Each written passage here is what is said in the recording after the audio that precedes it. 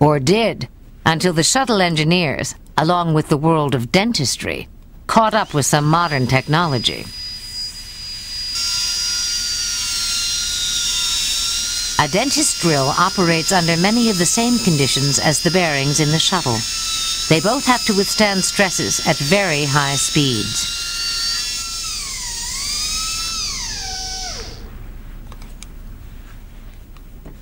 And in recent years, drills and bearings have both switched from steel to the much tougher ceramic, silicon nitride. Now the shuttle's bearings only need changing every 10 flights. Silicon nitride has saved the program millions. There are many other ways that new technology is improving the shuttle. In the main engine, for instance. No other engine in the world operates at such extremes or at such a range of temperatures, from freezing liquid hydrogen to burning gas. But that doesn't mean it can't be improved. Take the fuel injectors. They determine how well the fuel mixes with the oxygen. The better the mix, the more efficient the engine.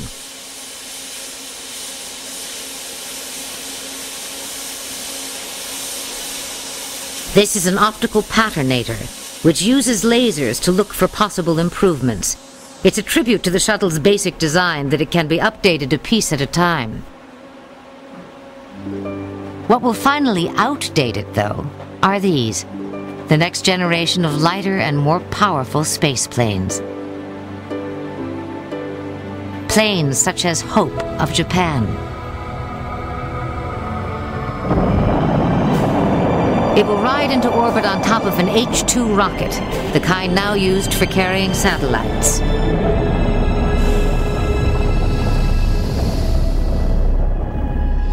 Hope is a speedboat to the shuttle's cruise liner. It's a compact ship, built to take 2 or 3 astronauts to and from an international space station. And when it lands, it's entirely intact and as ready as it'll ever be to go up again. But for a whole new approach to landing, not to mention takeoff, there's Clipper Graham. Built in the US by McDonnell Douglas, it's the kind of rocket ship Buck Rogers would have used, and it's the first completely self-contained spacecraft ever made. In this Air Force test flight at White Sands, New Mexico, it demonstrates a talent never before seen in a rocket. It can go up into the sky and just stop. Just hover there.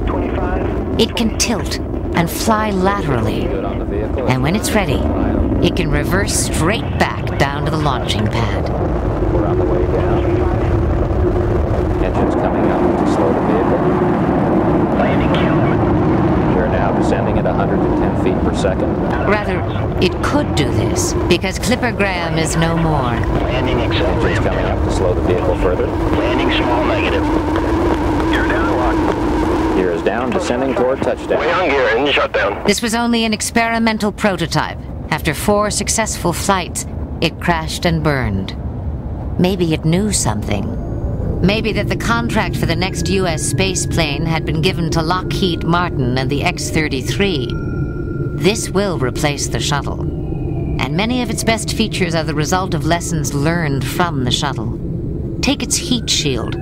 The shuttle's is notorious, stuck on ceramic tiles with a tendency to fall off. These tiles are great thermal insulators, but they're fairly fragile and require a considerable amount of maintenance between flights. Estimates are that it takes between 17,000 and 70,000 hours between flights to maintain the thermal protection system.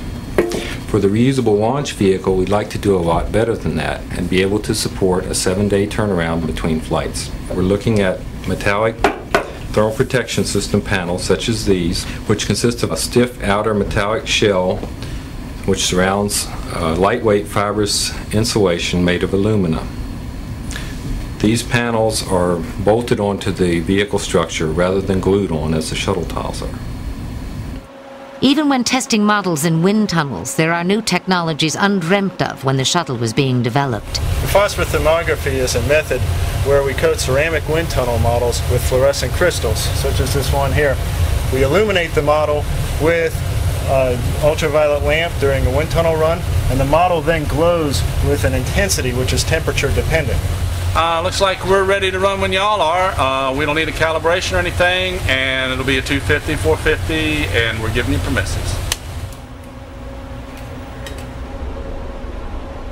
So, just by looking at the colors, the scientists can tell how the X-33 will be affected by the re-entry heat. But for absolute precision, the wind tunnel information is transferred to computer. Other design components are being tested. This stress test simulates the extreme temperatures from launch to re-entry landing on part of the X-33's lightweight reusable fuel tank, which must withstand temperatures that range from 350 degrees to minus 420 degrees. And then there's the stress of going to space. A titanium sandwich joint? Where is the breaking point? When will it surrender to the pressure? Under this tension, metals can be ripped apart with a deafening bang.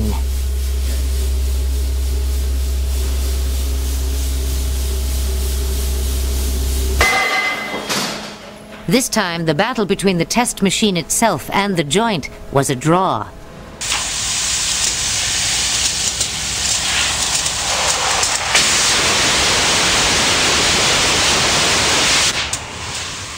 The X-33 will have a special engine, the Aerospike, which automatically adapts to give the best possible performance at every speed and altitude.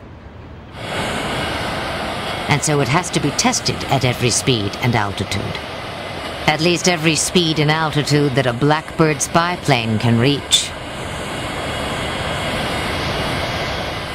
The X-33 is scheduled to launch in 1999. It will be distinctive for having no wings, or being all-wing, a flying wing. And though it will weigh half as much as the shuttle, it will carry the same weight.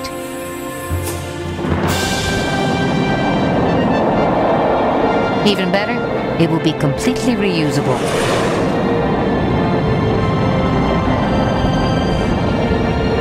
It will make spaceflight routine. It will be able to do what the shuttle was originally intended to do. Service space stations. And service more than space stations, maybe. Because when space travel becomes so easy and relatively cheap, there's no reason why it should be limited to professional astronauts. How about a honeymoon in a space hotel? The height of this hotel would be about 240 meters. And the diameter is 140 meters. And this is rotating 3 times a minute. And we produce artificial gravity that is 0.7 G. The size of guest rooms length is about 7.5 meters. And the diameter is about 4 meters. So very, very comfortable because we have a gravity of 0.7 G. We have 64 guests we can invite for this hotel. But the most interesting portion is this zero gravity area. So we can enjoy the zero gravity sports, games, and also drinking and eating, very much different from the drinking and eating on the Earth. Oh no! Relax, relax! Zero gravity has no effect on capillary action, you know. All you need for this kind of future is cheap rocketry. Or maybe not rocketry at all.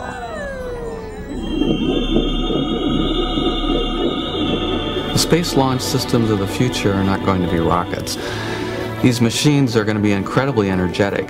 They're going to be so powerful that you'll be able to idle to orbit in such a machine. The rocket is a remarkable achievement, and we've accomplished many wonderful things with it. But you have to realize that the rocket has to carry all of its propellant on board in huge, massive fuel tanks. It's very much, to me, like sitting in the back of a boat trying to propel it by chucking cannonballs out the back end. Imagine the opportunity of designing a vehicle to fly on remote power beamed to the vehicle, a light craft. The light craft. It's a completely different approach to space travel, or any kind of travel for that matter. A laser is driving this. When the high-energy light hits the back of the mirrored circle, the air behind it gets so hot it explodes and shoots the light craft forward.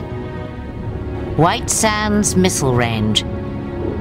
Mirabeau and his team work here, trying to create a system that could make rockets obsolete.